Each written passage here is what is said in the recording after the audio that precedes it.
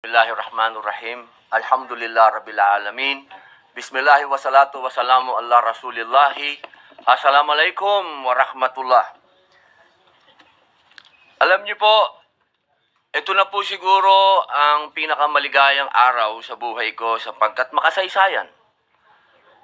Ako po ay nagpupugay at malalim na paghanga sa isinagawang paliwanagan ni Senator Marcoleta, Senator Soto, Senator Ontiveros, Senator Lacson, Senator Pangilinan, Senator Aquino, Senator Pia Alan Cayetano, Senator Rafi Erwin Tulfo, Senator Mig Zubiri. Ang palitan ng mga paniniwala sa plenaryo ay simbolo ng humihinga at buhay na Senado. Nagagawa natin ang kalayaan at kasarinlan. Isang demokrasya na naririnig ang bawat naratibo. Tagahanga po ninyo ako lahat. At alam naman po ninyo, sa maiksing panahon ko rito, ako ay pro-Westminster. At ngayon, system po, system. Yan po yung parang sa UK. At yan po yung nakita ko ngayong araw na ito. Ang lahat ng mga senador ay gising, ang lahat ng mga senador ay nandito, ang lahat ng mga senador ay nagtatrabaho sa ayon sa kagustuhan kong makita ko ang bawat debate at ang bawat opinion ng bawat isa. Kaya nagpapasalamat po ako. Napakagandang araw po nito sa inyong lahat at sa ating lahat. Ngayon, mga kababayan, gusto ko pong malaman ninyo na ako po ay nagbibigay pugay sa lahat ng nanonood sa atin ngayon. Malamang, ang sasabihin ninyo, siyempre, si Robin Padilla, ang boto niyan, alam na natin. Eh, mabuti po, alam nyo na. Ang gusto ko lamang pong liwanagin ay ito. Ang nais ko, sana, ay katapusan na nito. Dismissal. Una pa lang po, bago pa lang po kami na-convene, labag na po sa kalooban ko na matuloy ito. Nakita nyo naman po, noong nagkasumpaan, talagang ipinaglalaban namin na politika ito.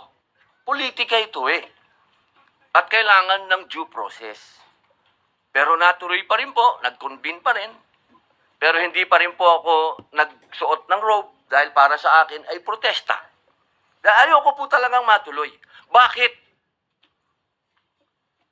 Sa loob po ng matagal na panahon ni Bonifacio, ni Aguinaldo, panahon ni Aguinaldo, ni Quezon, panahon ni Marcos Sr., ni Aquino Sr., ni Aquino Jr., ni Arroyo, Marcos Jr., PRRD Duterte, HOR ngayon, at Vice President Duterte. Hindi na po tayo natapos sa usapin ng politika at yan po ay pinagtibay ng Supreme Court sa kanyang desisyon na sinabi niya mismo, oo, politika lang impeachment, pero hindi kailanman dapat masagasaan nito ang karapatan ng tao.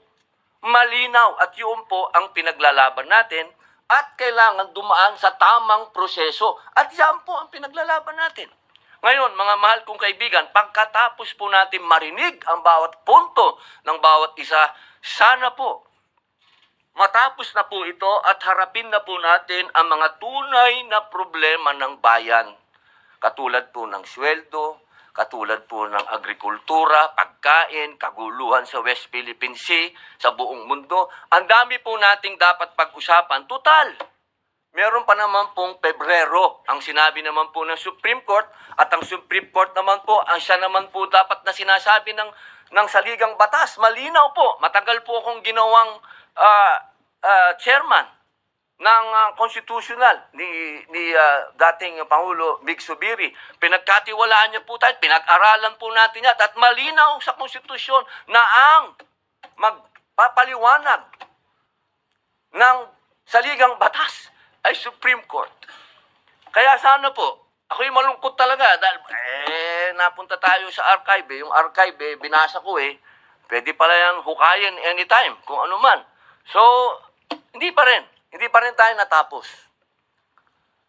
Kaya sana po, bagamat ang boto ko ay yes, aray.